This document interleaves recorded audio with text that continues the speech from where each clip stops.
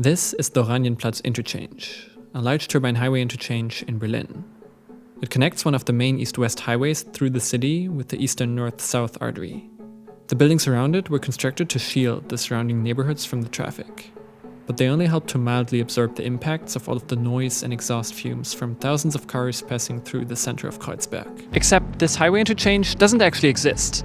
In its place, I can stand here today in this calm city park. But in an alternate timeline, it very well might have. Berlin's ambitious highway plans were very concrete, and construction was underway all over the city when the plans were slowly eroded over decades. While it's mostly US cities that are well known for being scarred by large-scale freeway building programs in the latter half of the 20th century, what's perhaps less well known is that many cities, in especially Western Europe, had similarly ambitious plans after the Second World War. It's just that many of these plans have never come as far as the ones on the other side of the pond. And one of the cities with such ambitions was Berlin.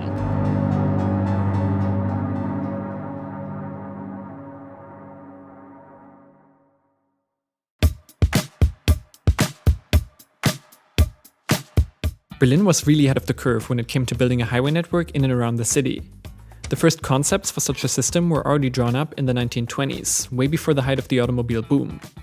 Almost no one owned a car yet, but the city's planning department already dreamed up elevated highways crisscrossing the city, raising up motorists above the city's crowded streets. That planning department was considered very avant-garde at the time. After all, back then, cars were considered a futuristic technology, very much in contrast to how car-centric planning is seen today. During the war years, much of this ambition died down. Instead of building out the road network within the big cities, the Nazis were more focused on building out the Autobahn network between them, eyeing their importance for troop movement. When Berlin was largely destroyed after the war, this left a more or less clean slate for redevelopment of the city's land, bringing back the pre-war ambitions for large-scale road infrastructure. This was despite the fact that Berlin featured comparatively little suburbanization, something that largely continues to this day. Since the western part of the city was cut off from its surrounding hinterland, later even with the wall as a physical barrier that was virtually impossible to cross, there was no interface between it and the communities around it. Without a city to commute to, there was also no catalyst for suburban development in the surrounding areas. From here on, I will mostly focus on this western half of the city when speaking of Berlin, since that side of the city is the nucleus of the plans we're talking about here today. And since the east more or less disintegrated after the fall of the wall, the current direction of the city can also largely be traced as a continuation of the politics of its western half. Like many western cities, West Berlin saw falling public transit use in the years after the war, with more and more people buying into the promise of the automobile. Adoption was a lot slower than other German cities, however, also because there was no countryside to drive to. In 1950, there were only about 100,000 cars in the city, which was even lower than before the war. This roughly translated to only about 4% of people owning a motor vehicle at the time. Because of this, West Berlin largely planned in anticipation of and not in reaction to the car, very much unlike other European cities, and embraced the then state-of-the-art concept of the car-friendly city. In addition to this, West Berlin also saw itself in competition with the other half of the city in the east. The planned highway network was also seen as a way to demonstrate the ideological superiority of the West. But despite all of this enthusiasm, the plans were also criticized as being too ambitious and unnecessary, basically subordinating the city to transportation. In 1953 and 1954, Rolf Schwedler, the city's chief planner for almost 20 years, traveled to the US to take a look at the country's highway building efforts. And he came back to instruct the planning and construction of one of the most ambitious intracity highway building schemes in Europe. Fortunately for him, the West German federal government also provided very generous funding for the reconstruction of the city around the same time, making it easy to get his plans financed. But this money had to be used quickly, otherwise the funds would expire. Because of this, a first highway plan was hastily drawn up and already adopted a year later in 1955. The plan included over 200 kilometers of highways for the city, with the Centerpiece being a highway ring paralleling the existing S-Bahn ring, a suburban railway line encircling the city since 1877. On the one hand, the rail line was the only continuous stretch of land where such a ring road could be built without just plowing through the existing fabric of the city.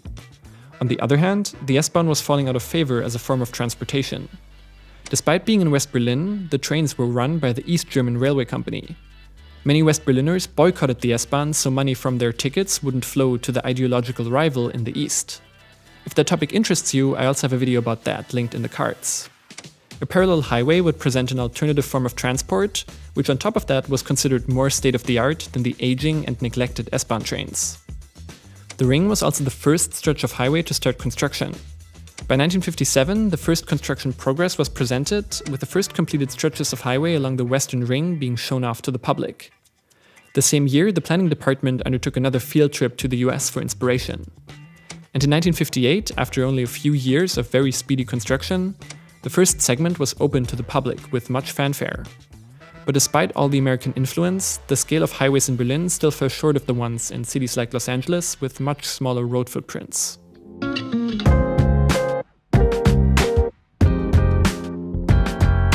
The plans went much further than the ring though, with the key component being the so-called Western Tangent, or Westtangente in German.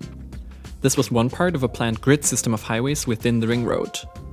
The plan was for 4 so-called tangential roadways to surround the central district of the city. Since the historic core of Berlin was in the east, however, the western north-south route became the only component of this grid system that actually ran fully within West Berlin, and was thus also the one for which the most detailed plans were made. The plan was for the highway to start in the north and intersect with the ring east of West Berlin's old main airport, Tegel. This is a stretch that actually got built and today exists as part of Federal Highway A111. It just randomly ends at an intersection, but to this day you can clearly see that the plan was never for the highway to just end here. Instead, it was to continue south through parklands, eventually joining a main north-south arterial and intersecting with the ring at a large turbine interchange. It's really quite striking how extravagant these highway intersections were aimed to be, given that they were supposed to fit along what were basically just normal city streets. Continuing south, the route would have entered a tunnel through a neighborhood, passing just above the then brand new subway line G, part of today's U9. When that line was constructed in the 50s, the space for the highway tunnel was already built into the design of the station at Amrumer Straße. When standing on the station platform, you can notice that the ceiling on the western end is much lower. That's because this is where the planned highway tunnel would have passed overhead. Eventually, the route would have intersected with another leg of the planned grid system at a large interchange just north of the Spree, right on the site that today houses Berlin's new main railway station. Meaning that today, this is still a major crossing point for 2 transportation corridors, just that it's 2 railway lines instead of 2 highways. Through Berlin's main city park, the Tiergarten, the road would have run in a tunnel that actually also does exist today. It was built together with the north-south rail tunnel linking to the main station and differs from the 1960s plans mostly in terms of its length.